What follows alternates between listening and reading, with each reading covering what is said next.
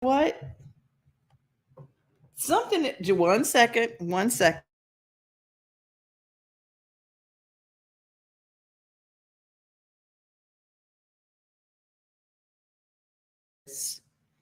Can you hear me now? Okay. I have been out of the studio for about a hot minute because I have had a sickness that just took me down, y'all. Took me down. So I came back in here and everything was different, including someone must have used my microphone without my permission and plugged it in the wrong place. So thanks to whoever came in and did that. I appreciate it. It's always nice to come back after the plague and find things all different. But it is a Throwback Thursday and it's a Monday for me. And it's Tracie Hitz is back. You're probably still a little bit jet lagged from going to Denmark. How are you? I'm doing good. Yeah, we got back at midnight and I'm ready to roll. Oh, you are serious? Oh my God. Well, first of all, how did Nashville show up? Tell everybody what you went to. And you're really part of the formation, and you and Blue Foley are part of the formation of this.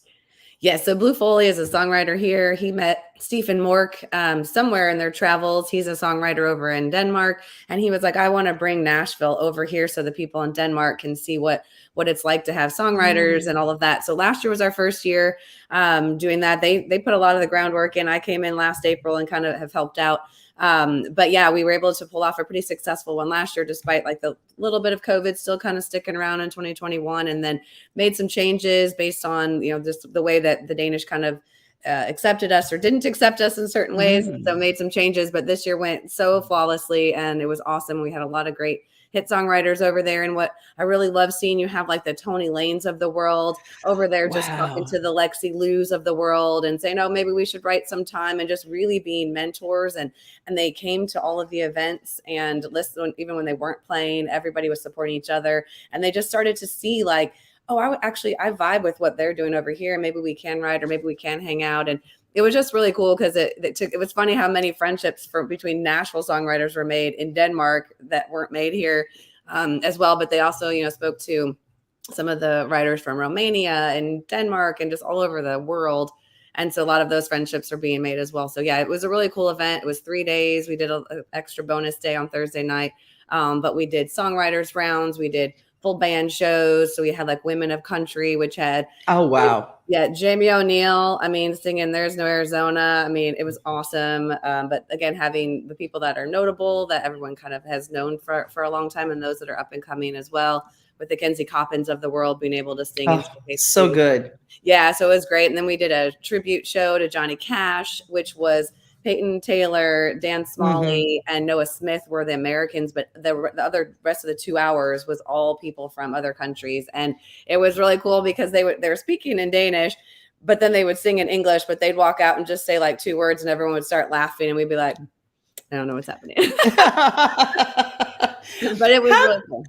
How do the Danes how do they wrap around American songwriters as far as the performances? Yeah, the performance wise is that they can all speak English as well, but in a situation where they know that the audience is probably Danish. They were speaking mostly Danish in between. And then again, they sing in English for the most part. But what they are, so we had some songwriting camps over there. Blue Foley wrote with a guy named Benny, and Benny was telling me that he's like, since English is his third language, I mean, how lazy are we that we just have one language? That's his third language.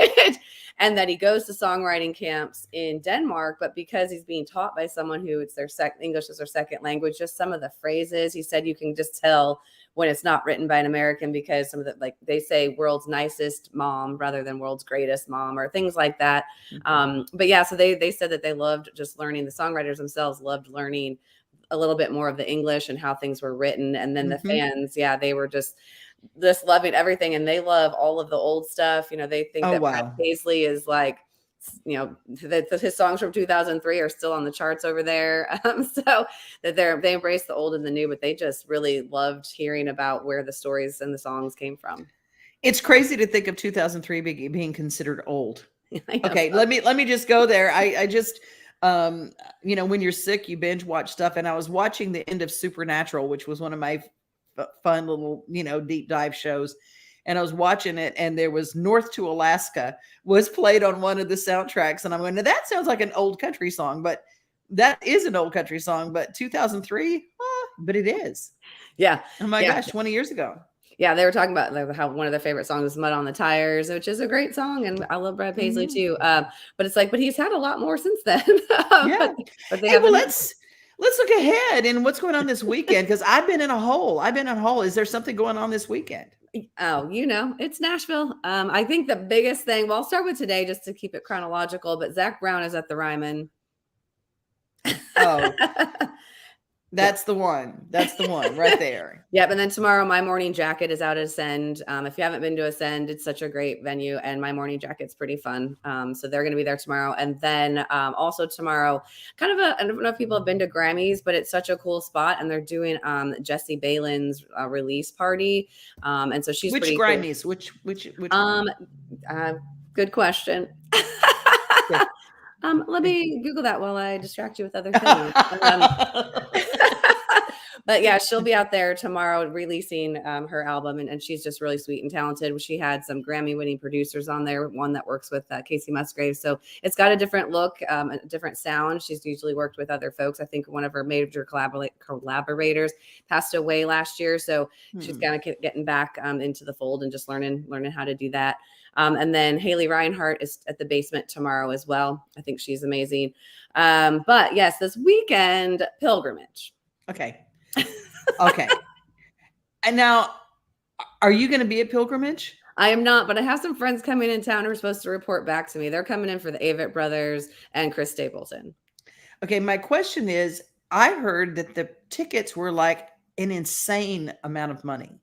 Oh, interesting. So like the VIP tickets are like $1,000 or something. Oh, yep.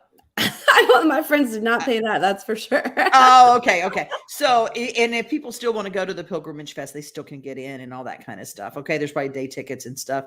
I go, who goes to something for that? What? You know, I mean, sorry, but you know, I just, you know, I go, that's when I probably showed my age. I went, you paid that much to go? No, I'm not going to do it. Not going to do it. Yeah. That better have a date involved, you know? Yeah, exactly.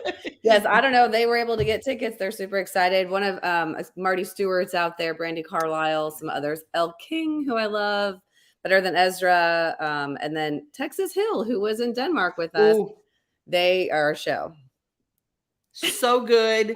So good. Oh my gosh. They are so good. So yeah, they, like I said, they really packed the house out in Denmark and anywhere I've ever seen them, but they'll be out there as well. But that's Saturday and Sunday all day, pretty much music. I have some other friends coming in town, and we're going to go to Backstage Nashville on Saturday.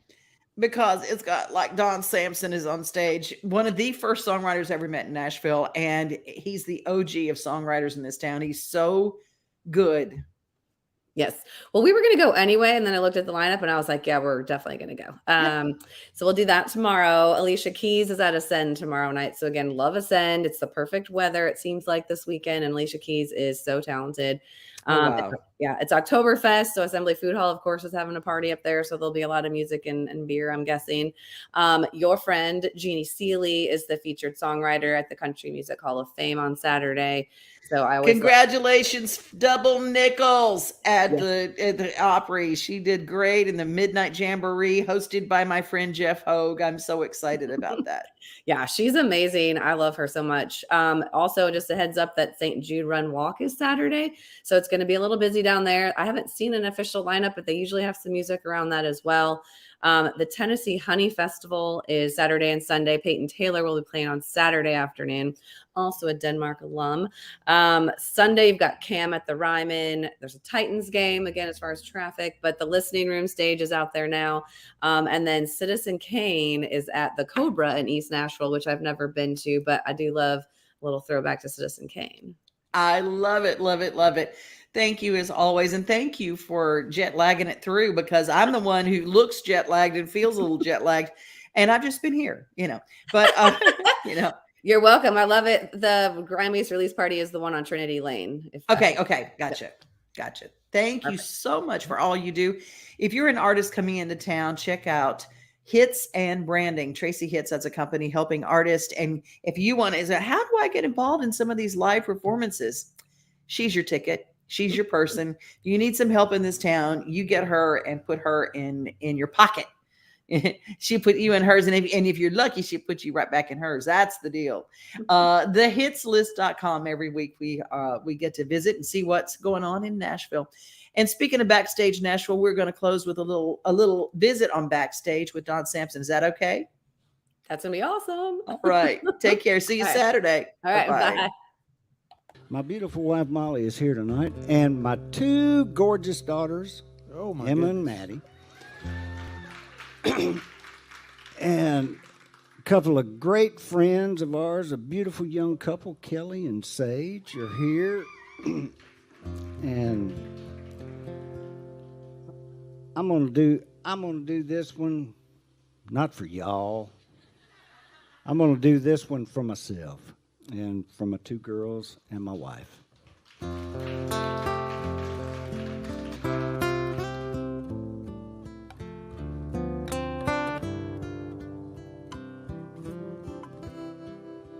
I never once backed down from a punch. I take it square on the chin. And I found out fast a bully's just that, and you gotta stand up to him. So I didn't cry when I got a black eye. Bad as it hurt, I just grinned. But when tough little boys grow up to be dads, they turn into big babies again. And it scared me to death when you took your first step. And I'd cry every time you fall down. And your first day of school, I cried like a fool and followed your school bus to town. And I didn't cry when Old Yeller died, at least not in front of my friends. But when tough little boys grow up to be dads, they turn into big babies again.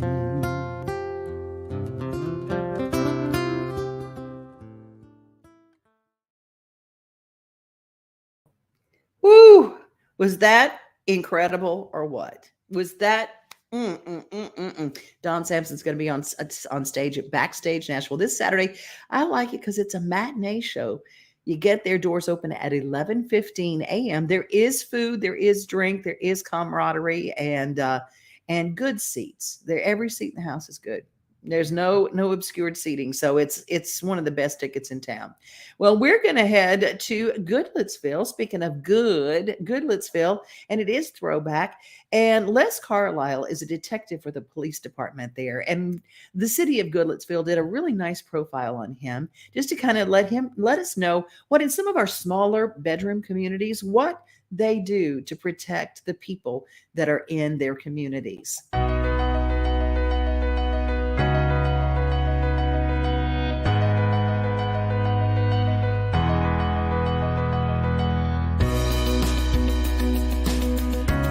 The life of a detective is you're working 7 days a week. A lot of times we work, if it's a serious crime, we work until we're able to solve the crime. Sometimes it could be 2-3 days straight in order to try to solve this crime. You know, when we're on call, at least once every 3 weeks. So it's a lot of midnight, 2 o'clock in the morning calls that you have to get up and, you know, someone needs help. There's a scene to process or someone that you know, that you need to help. So being a detective is 7 days a week and multiple hours. You know, over the years, you know, you miss a lot of family time with this, with your kids, special events. You know, if this job calls, then you know, you must leave and take care of it, no matter what the event is. Every year we go to specialized training for detectives because we have to stay updated on the latest technology because we do process crime scenes and collect evidence. You know, we're trained how to process crime scenes. Different technology is always advancing, like DNA. So when we go to crime scenes, that's one thing that we do. We do collect DNA now, blood samples, DNA, which allows us now to solve these crimes, which before we were unable to do that. My motivation is the reward of being able to solve these crimes and actually help the victims. A lot of times by solving these crimes, you know, it's a continuous reward for these victims that you can help them. Being a detective in the city of Goodlettsville is probably the most rewarding thing I've ever done in my life. You know, you're able to help citizens when they're in their, you know, when they need the most help.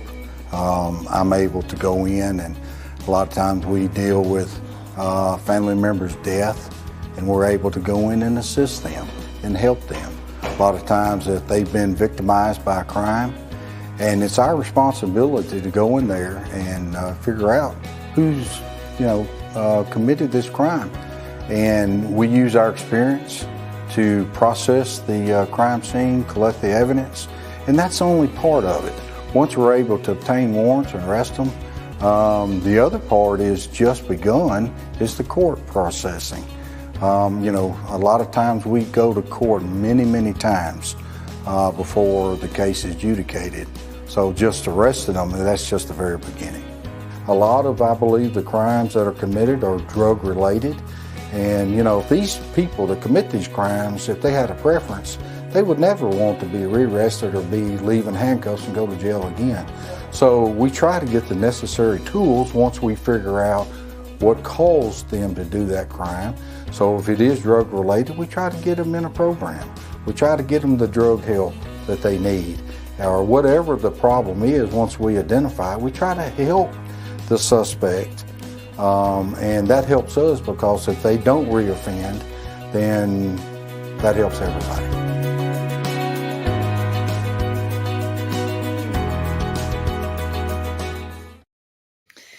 I love that we have people that are in our local communities that care that much. And thank you, Detective, for sharing your story and what's going on in the city of Goodlettsville, part of our Sumner County family that is able to find out news in their local community at the Gallatin News and Hendersonville Standard. Both are covering Sumner County very, very, very well. Well, let's head now to Murfreesboro.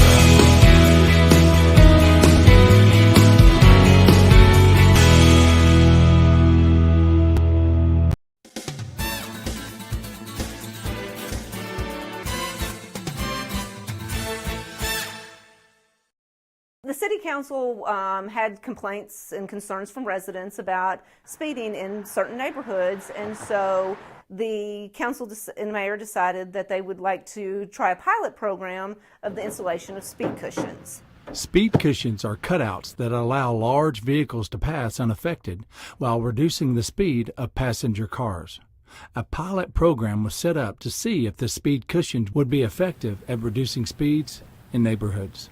We took Alexander Boulevard between DeJarnette and North Tennessee. They'd already made application and qualified, so we used them as our pilot program. We installed 6 sets of speed cushions along the road. Over several months, a study was conducted by Murfreesboro's engineering department to see if they were effective. Surveys were sent to residents to get their feedback. 60% were saying that it was slowing the traffic down. Alexander does not have a sidewalk, and it's a very wide road, and so that was one of the things that made it qualify for the speed cushions is the lack of sidewalk. So residents want to be able to get out for exercise and stuff, and the speeding cars were a concern for them. Speed cushions were slowing the traffic down, and so they felt safer out walking. These findings were presented to the City Council to see if they wanted to continue installing speed cushions in other neighborhoods. Well, I think it's a number of things that really help push that through.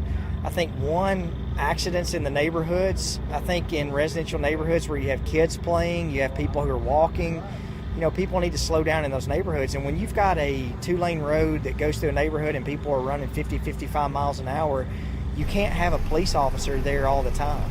So this really helps let people know this is a residential neighborhood and you need to slow down. To date, the city has installed speed cushions in 2 other neighborhoods, Savannah Ridge and Breckenridge.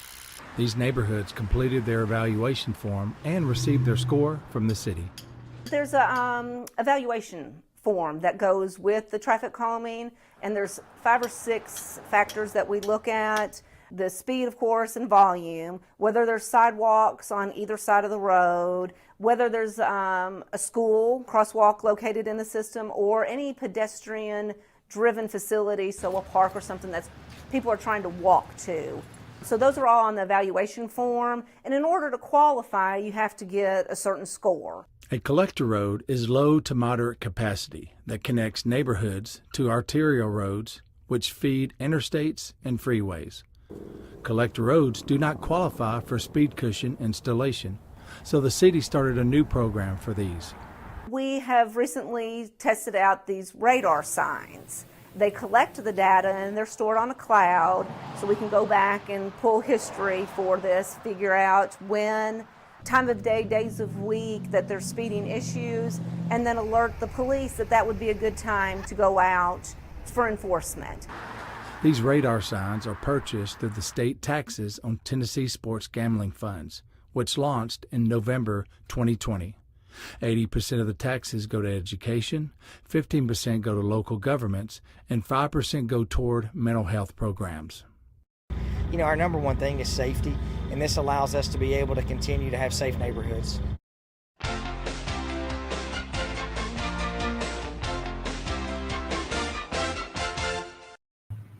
If you don't know about all the different museums there are in Nashville, there are a bunch. And especially if you're homeschooling your kids, you look for field trips to take your kids on. There is, of course, the Frist Museum of Art, and it is incredible, you guys. And there are special discounts for kids all the time. They're you have family pricing, and there are specials that you can get to go to visit these different museums. That now the Museum of African American Music. I'm going to get you the right name for it. Anyway, it's attached to the Assembly Food Hall in Nashville. Museum of African American Music. I think that is what it is. Anyway, it is incredible. It is so, so, so good. But how many people have lived in Nashville sometimes their whole lives, and you've never been inside the Parthenon. You've gone outside it, you've taken pictures there, but you've never gone inside. Well, we have a gentleman, his name is Brett Houston, who went and did a 4K visual tour. So we'd love to share that with you right now. This is our Throwback Thursday. And if you haven't been to the 100-year-old replica that is in Nashville, and you've never been inside,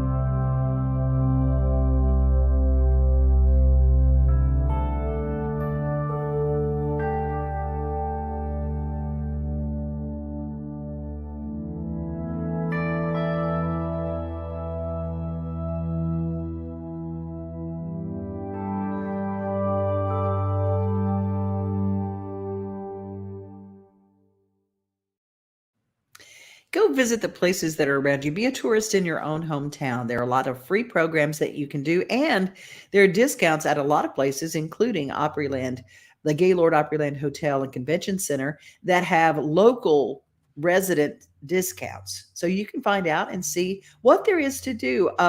If you've not been to the Tennessee State Museum, that's another really, really good one. When I first moved here, I just started going to a lot of the places that were here, and I didn't realize how many of them have free days and stuff. So I started visiting, and I love the history of where we're from. I love it, love it, love it. And I hope that by going and visiting these places, history comes alive. It's better than just a class. So if you've got kids in school, grandkids, nieces and nephews, take them and let them experience history, art, music, and more at museums in Middle Tennessee. And the Middle Tennessee, the Nashville Film Festival. I remember the day the first one started, and I was there the first time the curtains opened, and it has grown into a worldwide event.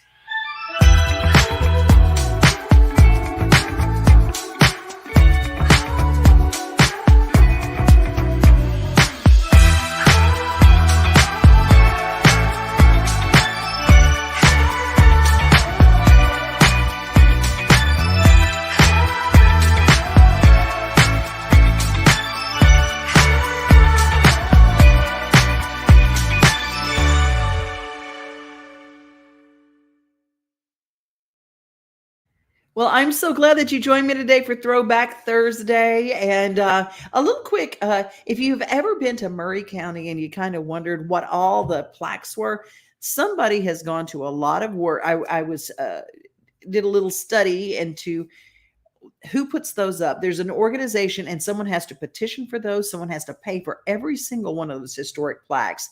And they really are significant. They all mean something, and they signify that someone cared enough to make sure that there was a plaque left. In Murray County, they've done something even a little more. They've got a cultural trail app, so that when you go to Murray County and you see one, you can follow the different apps, and it can kind of guide you through their city in Columbia and tell you what and where everything is.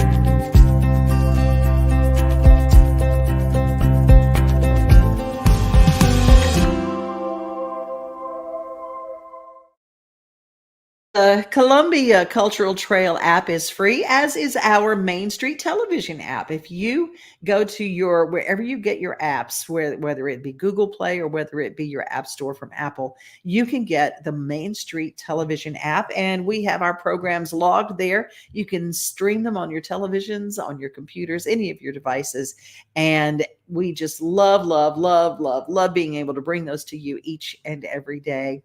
Thank you so much for joining me. And I'm a little under the weather still, but I'm here, and I'll be back tomorrow. And it is our Farmin' Friday. I can't miss a Farmin' Friday. I just can't miss it. And I hope you won't either. Please share. And I'm really glad that you joined me today. And hopefully we'll be back tomorrow. Have a blessed one. We are home.